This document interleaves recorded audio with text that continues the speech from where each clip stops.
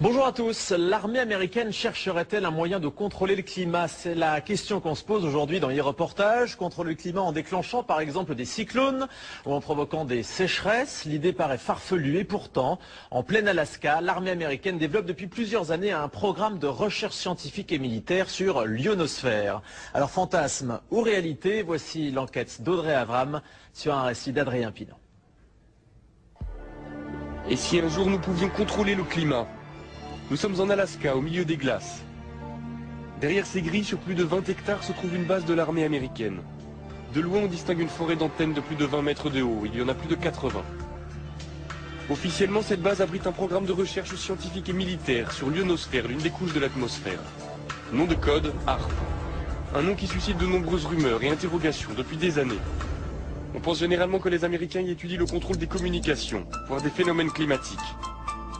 Nick Begich est chercheur. Cela fait 15 ans qu'il tente d'en savoir plus sur les expériences menées au cœur de l'Alaska. Après plusieurs années d'enquête, il est arrivé à rentrer en contact avec l'un des concepteurs du projet HAARP, le physicien Bernard Island, qui veut lui donner accès à des données confidentielles. Ce qui est apparu à la lecture de ces brevets concernait des recherches pour manipuler le climat, des manipulations climatiques, voire même des manipulations de l'environnement de manière très particulière, tout ça pour des applications militaires. Manipuler le climat, cela paraît impensable. Mais être capable d'envoyer un cyclone ou une sécheresse chez ses ennemis, cela ressemble à l'arme absolue. Les Américains essaient-ils vraiment de contrôler les phénomènes climatiques? C'est ce que croit Luc Mampey, chercheur pour le groupe de recherche et d'information sur la paix et la sécurité. Je fais référence notamment à un rapport publié par l'US Air Force vers la fin des années 90 et qui s'appelait Air Force 2025, où très clairement l'US Air Force évoque là toutes les recherches qui devraient être faites à des fins militaires de manière à pouvoir avoir un certain impact sur les phénomènes météorologiques, de manière à pouvoir faciliter les opérations militaires amies et rendre plus compliquées les opérations militaires ennemies.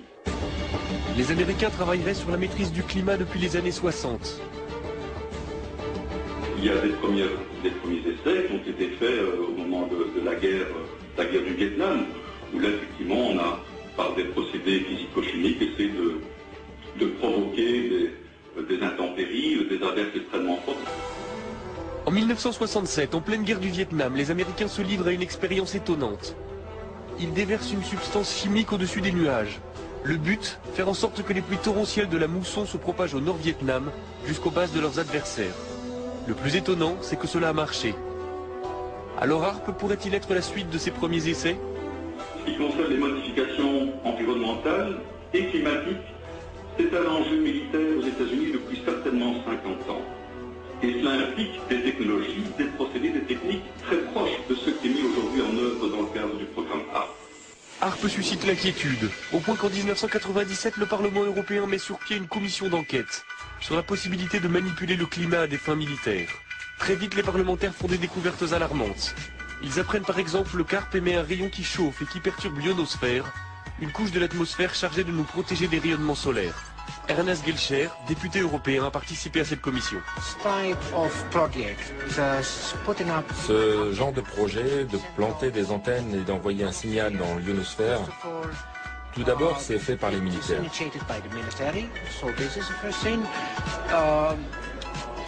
Ils ne savent même pas quel impact cette expérience pourrait avoir.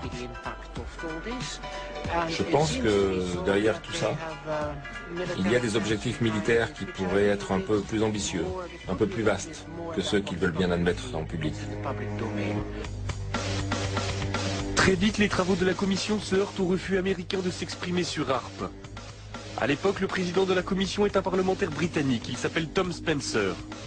Convaincu du danger que le projet pourrait représenter, il essaie d'obtenir des précisions de la part des responsables américains, mais sans succès. Nous n'avons eu absolument aucun contact avec les Américains. Ils ne sont jamais venus. Pendant les auditions, Tom Spencer lui-même leur a dit qu'ils seraient les bienvenus au Parlement européen. Pour rencontrer les députés européens, ils n'ont jamais répondu. Je crois qu'ils ont délibérément décidé de faire la sourde oreille, d'ignorer le sujet et de ne pas en parler. Un incident va vite calmer les ardeurs de Tom Spencer. En 1999, le président de la commission fait la une des journaux à scandale. Il a été interpellé par la douane à l'aéroport de Londres. En fouillant sa valise, les douaniers ont découvert une vidéo pornographique gay et quelques grammes de cannabis. La carrière politique du député est brisée, la commission déstabilisée. Nick Begich a gardé le contact avec l'ancien député.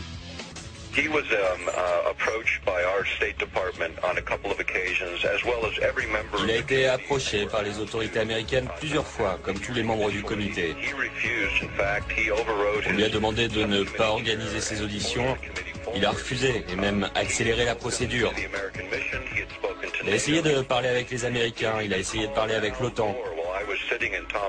Un jour, il a même appelé Al Gore devant moi. Ils étaient amis depuis des années et Al Gore a refusé de le prendre au téléphone de la Maison Blanche. Il était vice-président à l'époque.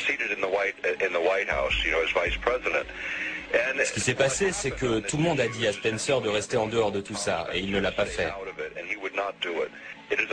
C'est regrettable car nous avons perdu un champion sur ce problème. Après la mise sur la touche de Tom Spencer, les investigations de la commission d'enquête cessent. Cela n'empêche pas de nombreux chercheurs de continuer à se poser des questions sur les expériences menées par l'armée américaine en Alaska. C'est le cas du physicien Jean-Jacques Berthelier. Son laboratoire est en contact direct avec Demeter, un satellite doté de nombreux instruments de mesure qui passe régulièrement au-dessus de la base américaine. Lorsqu'on passe au-dessus de Harpe, on voit quelque chose qui n'a pas l'air, pour un profane, n'est pas très étonnant, mais on voit ici un signal à 1 méga, à peu près un petit peu plus de 1 méga, qui est une émission dont on sait que c'est émis par Harpe. Donc vous voyez bien que dans le milieu naturel, il n'y a pas ce genre d'émission. Et ce qu'on voit surtout qui est intriguant, c'est le fait qu'on a une baisse d'un facteur 2 ou 3 de la densité et une augmentation assez sensible de la température. Ce qui montre que Harpe arrive à modifier quand même assez profondément l'ionosphère. Ainsi, le projet HARP fonctionne et son rayon peut modifier l'ionosphère. Mais il n'y a pas de preuve formelle que l'objectif est de pouvoir manipuler le climat à des fins militaires. Pourtant, le docteur Begich est persuadé que l'armée américaine possède une arme d'une puissance sans précédent. On va continuer à parler de ce projet pour sensibiliser le public et pour convaincre les politiques de prendre les choses en main. Pour nos libertés, pour nos vies privées, personne ne peut l'ignorer. HARP, c'est l'une des pièces d'un puzzle très complexe. Le silence de l'armée américaine alimente les peurs et les fantasmes. Personne ne sait si les militaires essaient effectivement de contrôler les phénomènes météorologiques. Mais il est certain que les expériences qui sont menées dans les neiges de l'Alaska perturbent le ciel au-dessus de nos têtes. Des expériences dont nous ne connaîtrons les conséquences que dans quelques années.